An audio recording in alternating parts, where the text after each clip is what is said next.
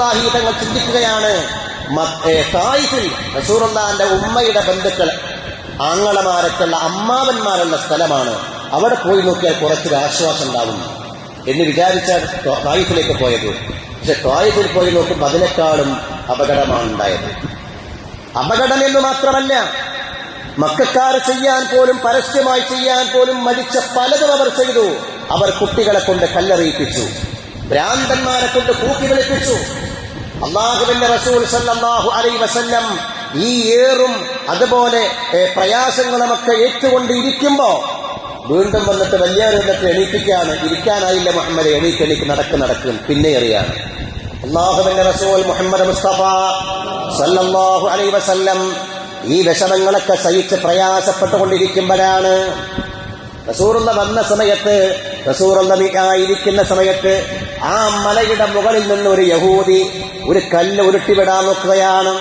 ഒരു വലിയ പാറ ആ മലയുടെ നേരെ താഴെ റസൂലുള്ള ഇരിക്കുന്നുണ്ട്. നേരെ റസൂലിന്റെ തലയിൽ വന്ന് പതിക്കും. അങ്ങനെ ഉരുട്ടിവിടുന്ന പാറക്കല്ലിനെ പടച്ചവൻ അന്ന് പിടിച്ചു വെച്ചതാണ്. ഇന്നും അതുപോലെ കാണാം. ഹസ്ബുനല്ലാഹു വനിഅമൽ വകീൽ. അല്ലാഹു ശക്തനാണ്, അല്ലാഹു എന്നെ സഹായിക്കും, ഞാൻ ഒരിക്കലും അല്ലാഹുവിനെ വിട്ടുകളിക്കേണ്ട ആവശ്യമില്ല എന്ന ഒരു ഈമാൻ, വിശ്വാസം അതുണ്ടാവണം. ജീവിതത്തിൽ പല കോലങ്ങളും പല അവസ്ഥകളും വരാം. ഫലസ്തീനിലെ ഒരു മാതാവ് ഫലസ്തീനിലെ ഈ പ്രയാസങ്ങളൊക്കെ ഉണ്ടാകുമ്പോ പറയുന്ന രംഗമുണ്ട്. നിങ്ങൾ പക്ഷേ മീഡിയകളിൽ അത് ശ്രദ്ധിച്ചു കാണും, പത്രത്തിൽ വായിച്ചു കാണും. ആ മകളെ കുറിച്ച് ഉമ്മ പറയുന്നു, എന്റെ മകൾക്ക് ബോംബും അതിന്റെ ശബ്ദവും വലിയ പേടിയായിരുന്നു. ബോംബ് എന്നൊക്കെ കേട്ടാൽ തന്നെ മോൾക്ക് വലിയ പേടിയാണ്. അതിന്റെ ശബ്ദം കേട്ടാൽ മകൾ വല്ലാതെ പേടിക്കും, അല്ലെ? ഇടിവെട്ട് കേട്ടാൽ പേടിക്കുന്ന മക്കളില്ലേ? ഇടി കേട്ടാൽ വീട്ടിനകത്ത് പുറത്തിറങ്ങാത്ത എത്ര ആളുകളുണ്ട്, വലിയ ആളുകൾ വരെയുണ്ട്. അങ്ങനെയുള്ള മോളായിരുന്നു. യുദ്ധം തുടങ്ങിയത് മുതൽ എന്റെ മകൾ പേടിച്ച് വീട്ടിനകത്ത് തന്നെ ഇരിക്കും, പുറത്തിറങ്ങുകയേയില്ല.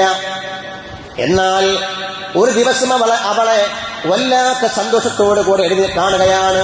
അവൾ എഴുന്നേറ്റ് വരികയാണ്. ഭയം പൂർണ്ണമായും അവളിൽ നിന്നില്ലാതെയായിട്ടുണ്ട്. ഒരു പേടിയില്ലാത്ത പോലെ അവൾ എഴുന്നേറ്റ് വരുന്നു.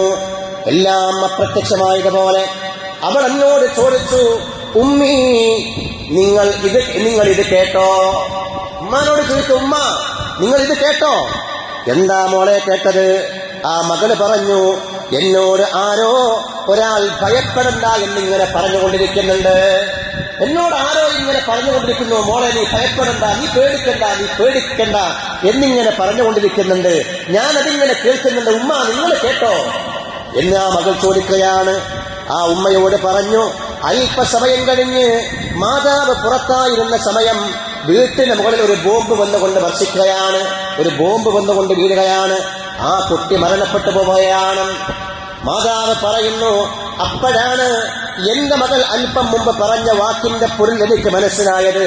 അല്ലാഹു പറഞ്ഞിട്ടുണ്ടല്ലോ, ഇന്നല്ലദീന ഖാലൂ റബ്ബുനല്ലാഹ് ثم استقاموا تتنزل عليهم الملائكة ألا تخافوا ولا تحزنوا وأبشروا بالجنة التي كنتم توعدون.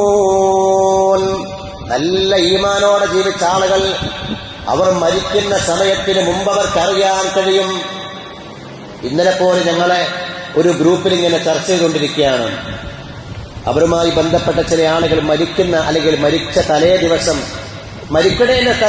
അവരിങ്ങനെ പറയുന്നുണ്ട്, എന്റെ മൂത്താപ്പ വന്നിട്ട് എന്നെ വിളിക്കുന്നുണ്ട്, എന്നെ റസൂൽ വിളിക്കുന്നുണ്ട്, ഞാൻ പോവുകയാണ് എന്ന് പറഞ്ഞിട്ട് ഒരു ദിവസം കഴിഞ്ഞ് 2 ദിവസം കഴിഞ്ഞ് മരിക്കുന്ന ആളുകൾ, ഇന്നല്ലദീന ഖാലൂ റബ്ബുനല്ലാഹ് തതനസ്സലു അലൈഹിം ثم استقاموا تتنزل عليهم الملائكة അല്ലാ തഖാഫൂ വലാ തഹ്സനൂ. ആരായി പറയുന്നത്? ഈ മോളോട് പറഞ്ഞതാരാണ്? മലായികത്തെ കിറാം ഇറങ്ങി വരും. മരണസമയമാകുമ്പോ വിശ്വാസികളാണെങ്കിൽ അവരുടെ ചാരത്തേക്ക് മലായികത്തെ കിറാം ഇറങ്ങി വരും. ഇറങ്ങി വന്നിട്ട് അവർ പറയും, അല്ലാ തഖാഫൂ വലാ തഹ്സനൂ, നിങ്ങൾ പേടിക്കണ്ട, നിങ്ങൾ ദുഃഖിക്കണ്ട എന്നും മലായികത്തെ കിറാം പറയും. വഅബ്ശിറൂ ബിൽ ജന്നത്തിൽ ലതീ കുൻതും തുഅദൂൻ. മലക്കുകൾ പറഞ്ഞ ഈ വാക്കിനെയാണ് ദിവസങ്ങൾക്ക് മുമ്പേ എന്റെ മോള് എന്നോട് പറഞ്ഞുകൊണ്ടിരുന്നത് എന്ന് എനിക്ക് പിന്നെ മനസ്സിലായി എന്ന് ആ മാതാവ് പറഞ്ഞ വാർത്ത മീഡിയകളിൽ വന്നിരുന്നു.